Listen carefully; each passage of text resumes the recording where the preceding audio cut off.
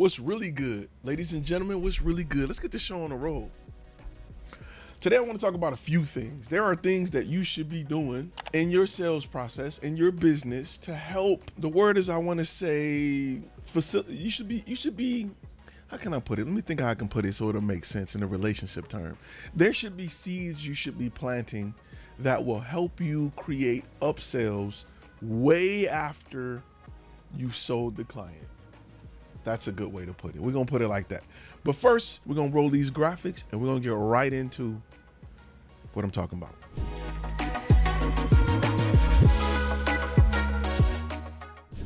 What's really good? If this is your first time on this channel, my name is Ty.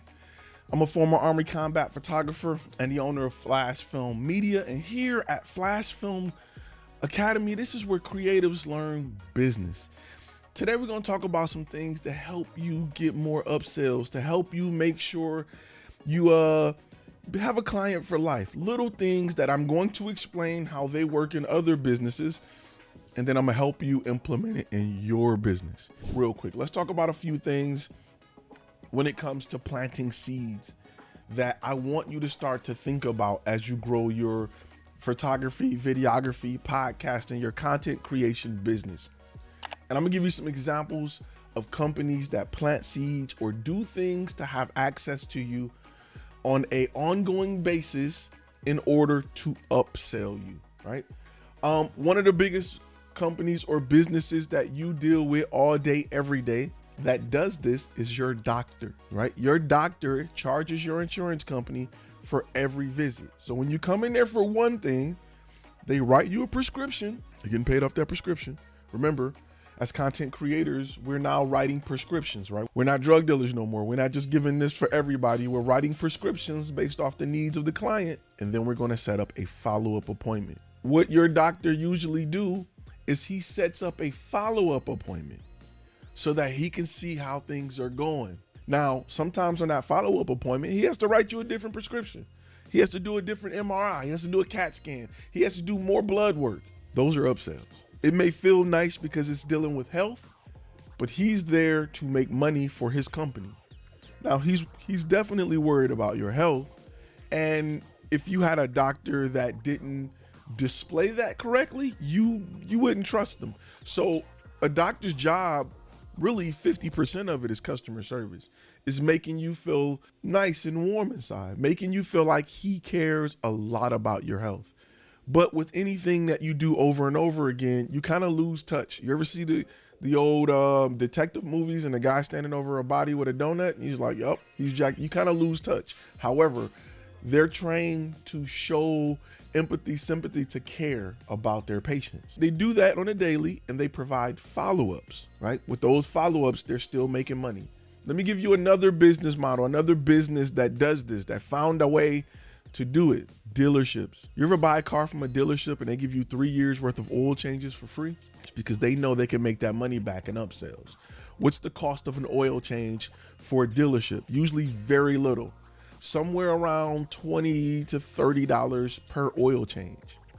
However, whenever you go back for an oil change, they're completely inspecting your car to find other things wrong with it.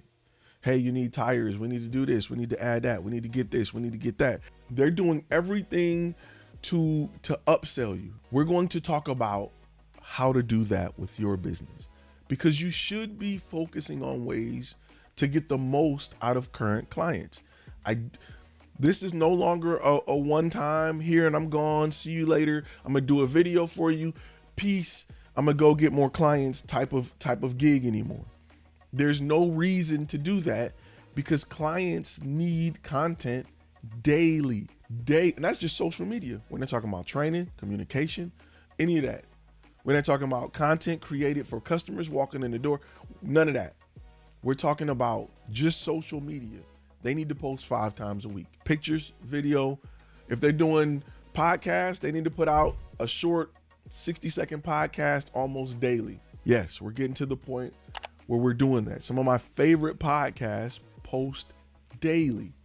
So if you are here and you're doing just audio capture, you want to just create podcasts or record, there's still a daily market for you. You can still live off recording. If you have a music studio and you've been trying to go after rappers and all, stop. Go after companies that need podcasts in your music studio. Find a way to make it mobile. Go to the doctor's office and record the doctor. Start to do the research on clients and people who are listening to podcasts. It's a lot of reasons companies are looking to keep you in and out of the building, and they don't want to have to hound you down. They're giving you something for free to bring you in. They're not spending a ton of money on average. Why spend money? Listen, everybody in business know, and if you don't know, now you know, it's 5 times cheaper to bring a customer back to rebuy something than it is to get a new customer. 5 times cheaper. So, and you got a client who they know what your work is like. They know what the cost is. They know what they're like, yeah, let's go, pull the trigger, let's do it. When I go to my repair guy on my car and he's like, we need X, Y, and Z, I'm like, let's do it. I've been there before. I know his work. If he say it, I trust him. He ain't gonna BS me. He gonna shoot it straight. He gonna keep it real. Let's do it. I need it. You sure? Let's do it. We don't want the tie rods to go bad. We need to pull the trigger on it. Let's do it. You want to make sure that you're starting to build your brand to offer upsells like that. You want to make sure you're starting to do that. And it's important that you realize what businesses are doing so that you can prepare your business to do the same. You don't got to reinvent the wheel. You just got to look at what's working and say, okay, how can I shape that around my company? How can I shape my business around that? Let's talk about ways you can do it, right? One of the biggest things I run into as a content creator, especially when we create video and we provide video to a client, is clients don't know where to post it, when to post it, how to post it. So what we do, whenever we sell content, sell video, we have a 30-day, kind of not a return policy, but a checkup where we follow up with the client. We set it in our date once we deliver the video. Hey, 30 days from now, we're going to follow up with you to see how the video is doing, to see how it's doing, right? Let me tell you what I've gotten out of that, doing that, simply by doing that. I want to sit down with you, whether it be a Zoom call or we go to the office, and we want to look at the performance of the video. If the video is underperforming, then we're going to suggest ways to make it perform. Now, a lot of times the video is underperforming, especially, I love it when a client posts their video on YouTube because I know YouTube. Right? We can look at thumbnails. We can look at keywords. We can look at, does the video have closed caption? If it's a longer video, does it have timestamps? There are ways we can make the video more SEO friendly. And if they have not done that, during the follow-up, we'll look at it and make suggestions. With those suggestions, we'll offer upsells.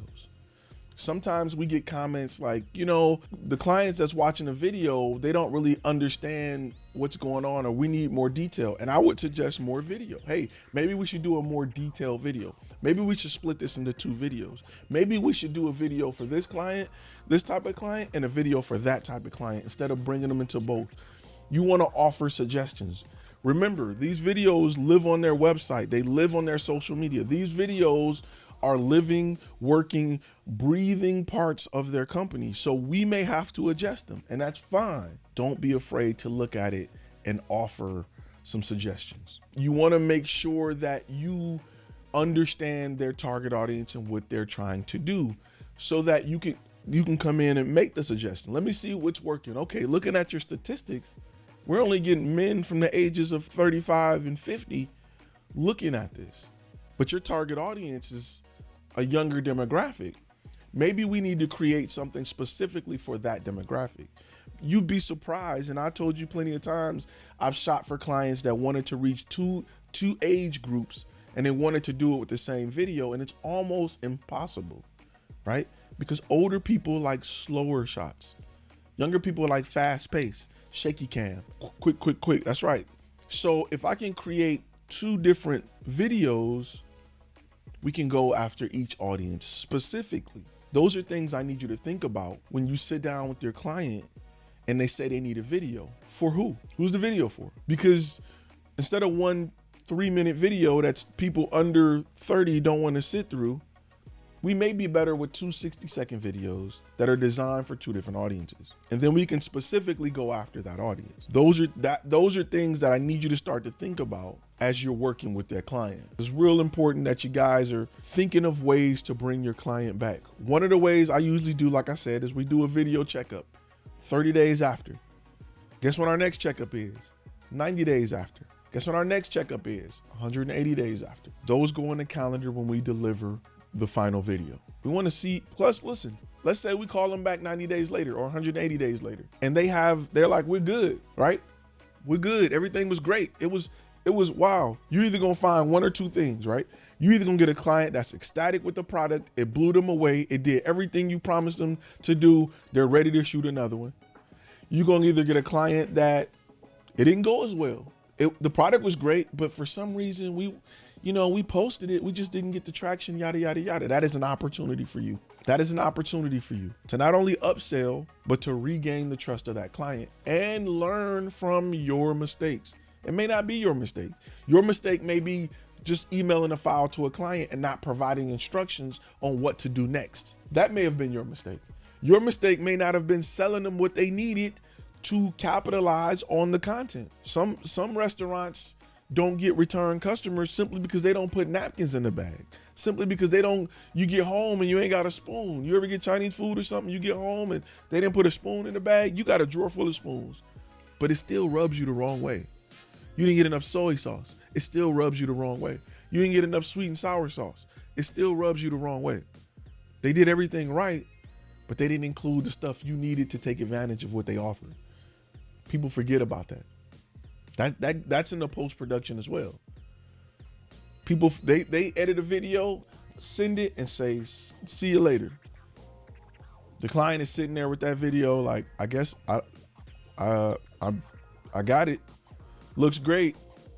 Yeah, I guess we can, yeah, it looks good.